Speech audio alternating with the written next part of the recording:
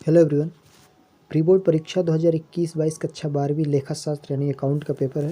इसके आंसर आपको बताएंगे। देखिए, सही विकल्प चुनिए का पहला प्रश्न है विरासत को मानना चाहिए, तो इसका सी नंबर सही हो जाएगा पूंजीगत प्राप्ति। दूसरा प्रश्न है यदि स्पष्टतया कुछ न दिया हो तो प्रवेश शुल्क को माना जाता है, तो इसका ए नंबर हो जाएगा पूंजीगत प्राप्ति। तीसरा है समझौते के अभाव में साझेदारों को प्राप्त करने का अधिकार है, तो डी नंबर इसका सही आंसर है लाभ। चौथा प्रश्न दिया है साझेदारों का चालू खाता हमेशा होगा, तो पहले नंबर पे दिया नाम शेष और सेकंड पे दिया जमा शेष, तो ये दोनों हो जाएंगे यानी सी नंबर इसका सही आंसर है, दोनों में से कोई भी। पांचवा प्रश्न में है किसमें परिवर्तन होने से उत्पादन लागत अपरिवर्तित रहेगी, तो इसका डी नंबर सही हो जाएगा बिक्री व्यय। छठवां प्रश्न है कंपनी के चिट्ठे में चालू दायित्व व प्रावधान शीर्षक में दिखाया जाएगा, तो इसका सही आंसर ए नंबर है विविध देनदार। इसके आगे देखिए प्रश्न नंबर 2। प्रश्न नंबर 2 में दिया है रिक्त स्थानों की पूर्ति कीजिए। पहला प्रश्न है ख्याति का वास्तविक मूल्य, खाली स्थान दिया है कि विक्रय पर ज्ञात हो सकता है, तो इसमें आपको भरना व्यवसाय, पहले में आ जाएगा व्यवसाय। दूसरा है एक नया साझेदार फर्म में, खाली स्थान दिया की सहमति से शामिल किया जा सकता है, तो इसमें आएगा पुराने साझेदारों की सहमति से, तो इसमें लिखना पुराने साझेदारों, पुराने साझेदारों, ये दूसरे का आंसर हो गया। तीसरा प्रश्न है अंशों के निर्गमन पर प्राप्त प्रीमियम कंपनी का खाली स्थान लाभ है, तो यहाँ पे आ जाएगा पूंजीगत लाभ है, ये तीसरे का आंसर हो जाएगा पूंजीगत, ये इसका आंसर हो गया। इसके आगे देखेंगे प्रश्न नंबर 4 दिया है पूंजी का भाग जो केवल कंपनी के समापन के समय मांगा जाता है, खाली स्थान दिया है पूंजी कहलाता है, तो यहाँ पे आ जाएगा संचित, संचित पूंजी कहलाता है, इसमें आपको लिख देना संचित, ये आपका चौथे का आंसर हो गया। पाँचवा प्रश्न में है समरूप विवरणों को, खाली स्थान दिया है भी कहते हैं, तो समरूप विवरण को क्या कहते हैं लंबवत विश्लेषण भी कहते हैं, तो यहाँ पे आ जाएगा लंबवत विश्लेषण, लंबवत विश्लेषण, ये आपका पाँचवें का आंसर हो जाएगा।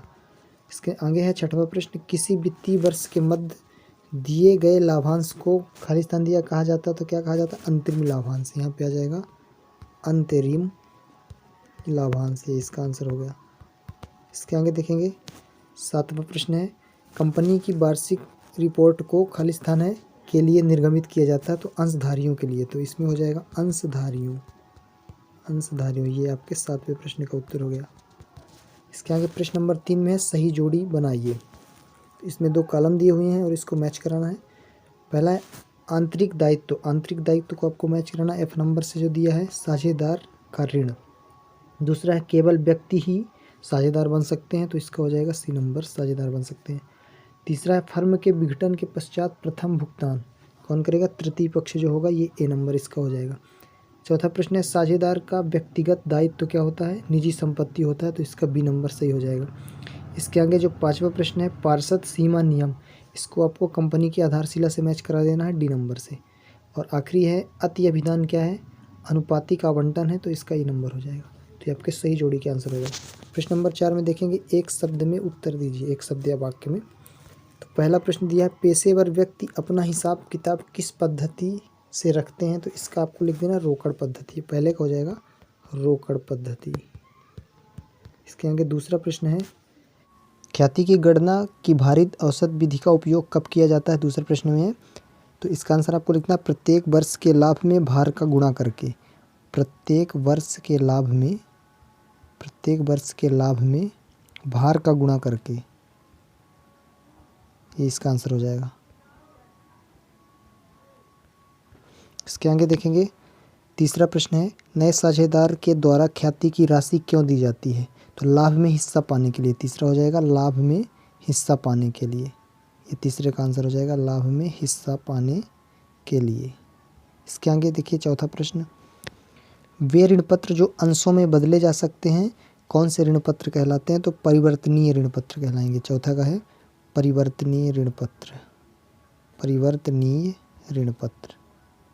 इसके आगे है ऋण पत्रों पर ब्याज के भुगतान की अवधि कितनी है, पांचवा प्रश्न है, तो 6 माह, इसमें हो जाएगा 6 माह, पांचवे का आंसर है। छठवां प्रश्न है किस बिंदु पर कुल लागत कुल बिक्री के बराबर मानी जाती है, तो सम विच्छेद बिंदु, इसका आ जाएगा सम विच्छेद बिंदु, ये छठवें का आंसर हो जाएगा सम विच्छेद बिंदु। सातवां में है वित्तीय विवरण का आलोचनात्मक मूल्यांकन क्या कहलाता है, तो वित्तीय विश्लेषण कहलाता है। आखिरी में लिख देना आपको वित्तीय विश्लेषण, ये आपके 7वें का आंसर हो जाएगा। इसके आगे देखेंगे 5वां प्रश्न में सत्य असत्य बताइए का पहला प्रश्न है प्राप्ति भुगतान खाता आर्थिक स्थिति का द्योतक नहीं है, तो इसमें सत्य लिख देना है, पहला का सत्य हो जाएगा। दूसरा में है गैर व्यापारिक संस्थाओं के अधिकांश लेनदार उधार होते हैं, तो ये असत्य हो जाएगा, इसमें आपको असत्य लिख देना है। तीसरा प्रश्न है फर्म की ख्याति में निवृत्त साझेदार अपना हिस्सा प्राप्त करता है, तो ये सत्य है, तीसरे का सत्य हो जाएगा।